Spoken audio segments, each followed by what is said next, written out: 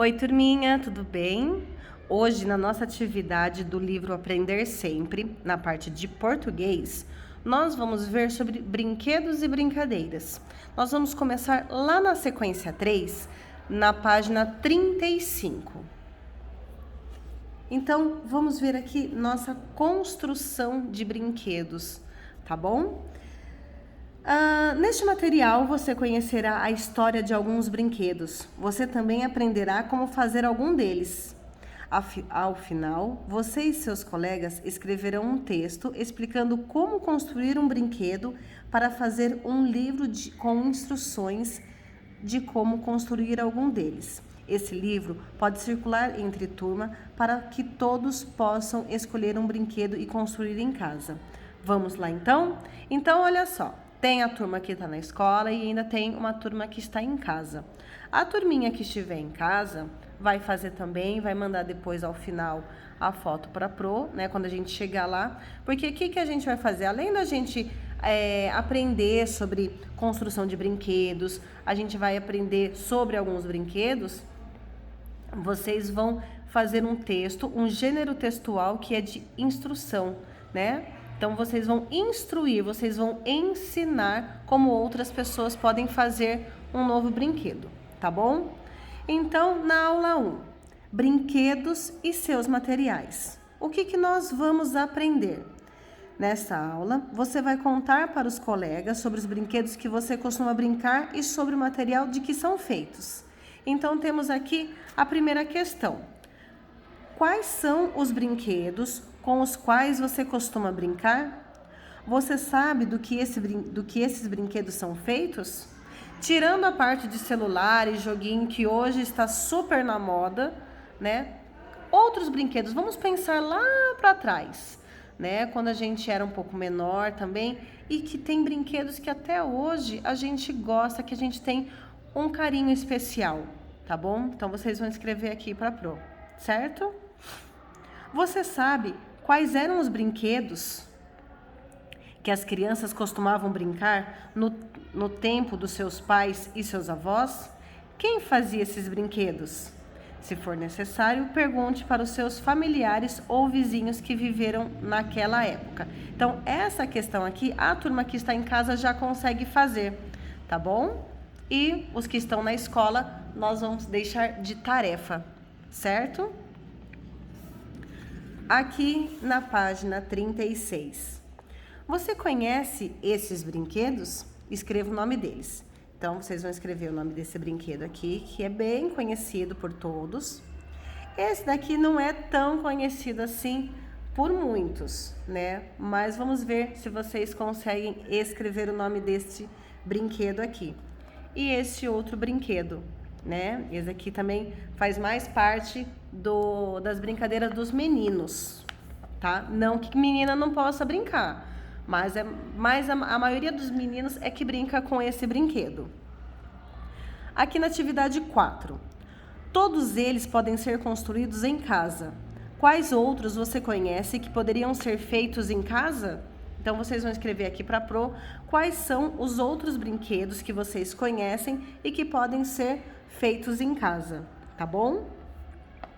Nós vamos continuar aqui, seguindo a aula 2, a história da pipa. O que nós vamos aprender?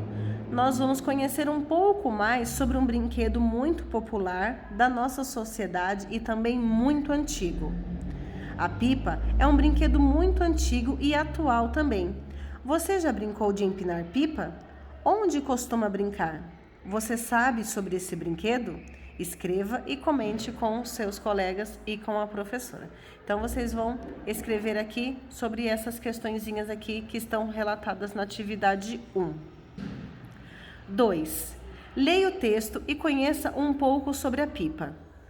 A pipa, também chamada de papagaio, pandorga, arraia, pepeta, cafifa, quadrado ou raia, é um brinquedo que voa baseado na posição entre a força do vento e a da corda segurada pelo operador, né? O operador é a pessoa que está lá empinando a pipa.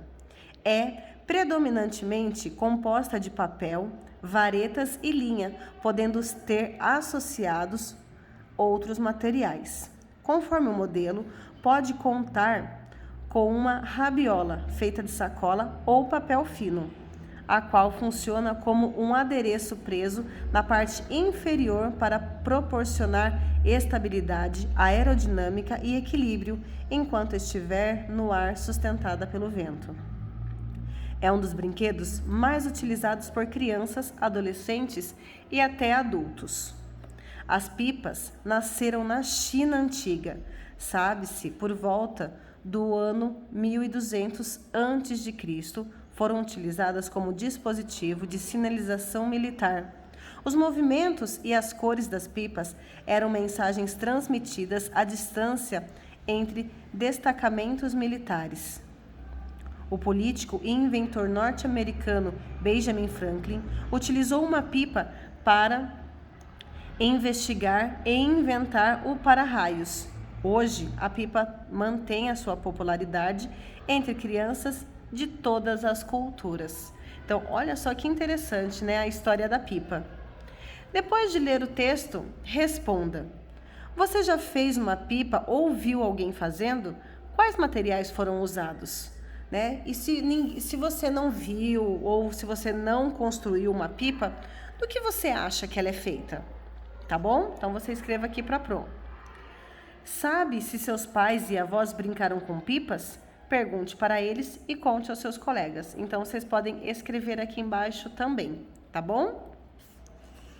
Continuando, agora nós vamos construir uma pipa. Na verdade, nós vamos ler, né, o texto instrucional para saber como construir uma pipa.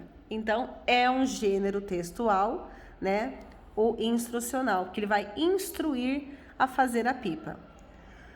Vamos ver o que é preciso para construir uma pipa? Acompanhe a leitura do texto que seu professor irá fazer.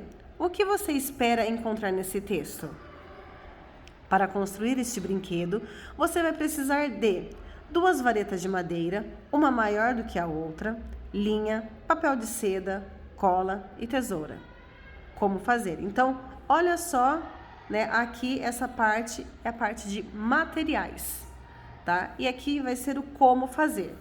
Primeiro passo: faça uma cruz com as varetas. A mais curta deve ficar na posição horizontal e amarre-a com linha.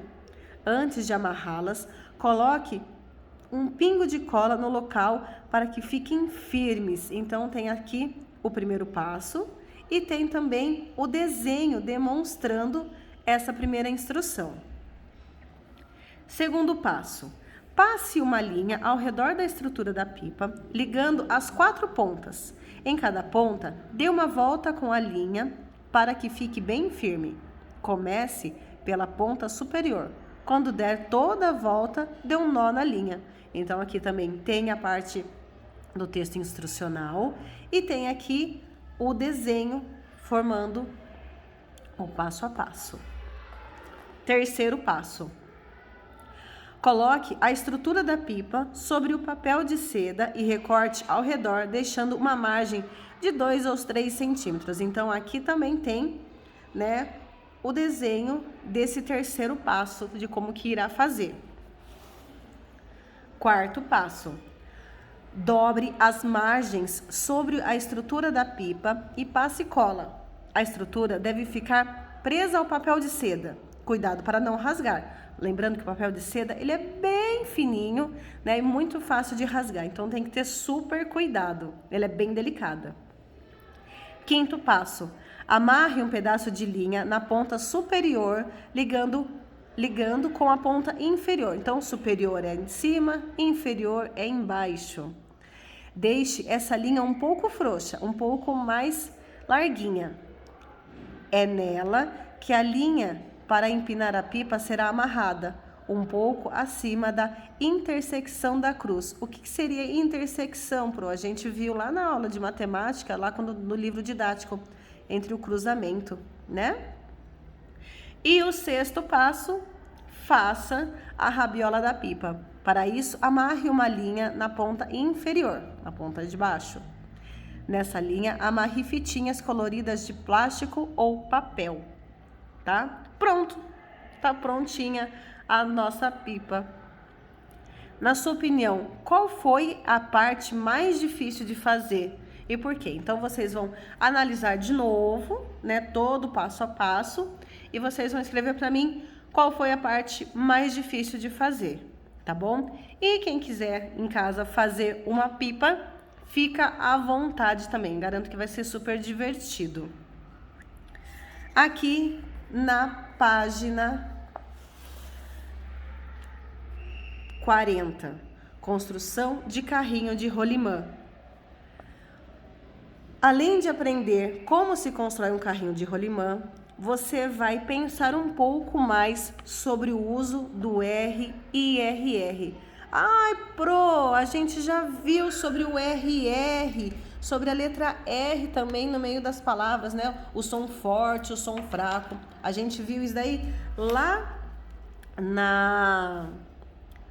no Ler e Aprender, né? Lá naquele comecinho lá do Ler e Aprender. Então, vamos fazer essa última página. Você conhece o carrinho de rolimã? Leia as informações sobre ele. A construção de um carrinho de rolimã é geralmente artesanal, né? Então, é feita em casa, feita com ferramentas simples, como martelo e serrote. O carrinho pode conter 3 ou 4 rolamentos, quase sempre usados, dispensados por mecânicas de automóveis, e é construído de um corpo de madeira com um eixo móvel na frente, utilizado para controlar o carrinho enquanto esse desce pela rua. Então, qual é o carrinho de rolimã? A Pro vai dar até a resposta aqui, ó. O carrinho de rolimã é esse daqui. Então, tem o corpo, né? Tem aqui a parte do eixo móvel, né? Onde a gente vai controlar a descida dele. Tem gente que põe 2 rodinhas, ou 3 rodinhas, ou 4 rodinhas, né? Tem gente que coloca só uma rodinha aqui no fim, tá? E é com rolamento, né? De mecânica que é dispensado, que já não se usa mais. A Pro vai mandar um vídeo sobre a construção de um carrinho de rolimã, tá? E vocês vão escrever um texto instrucional sobre este brinquedo, certo? Então, aguarde o vídeo que a professora vai mandar e vocês vão escrever essa questão aqui no caderno, tá bom?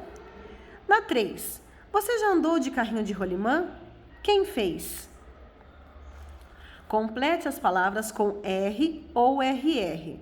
Então, tem aqui cainho, ua, abiola, amaelo, ferramentas, ceote.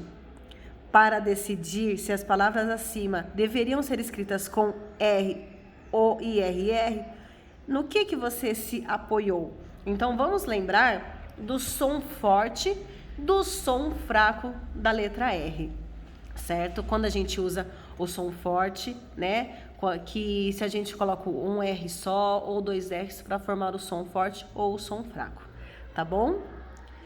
E na 6, escreva dicas para ajudar os estudantes que têm dúvidas sobre o R e RR. Essas dicas poderão ser colocadas em um cartaz, mas nós vamos colocar aqui porque a gente não pode deixar pendurado, tá bom? E a gente vai compartilhar na sala também sobre essas dicas, certo? Quem tiver uma dúvida lá, volta lá no livro do Ler e Escrever que tem todas as dicas do R e RR.